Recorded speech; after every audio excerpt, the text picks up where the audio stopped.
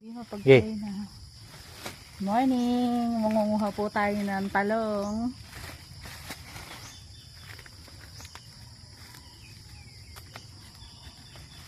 So, ayun dyan. Libre po talong dito kaya dito po kami pumunta. Wala kasi kaming pambili. Kaya hihingi po kami ng talong.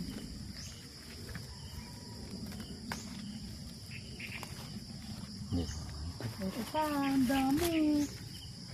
Ano ba to? Parang kulubot.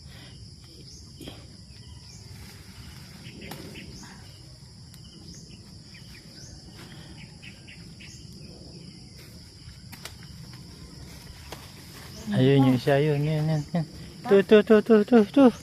Tu. Ayan.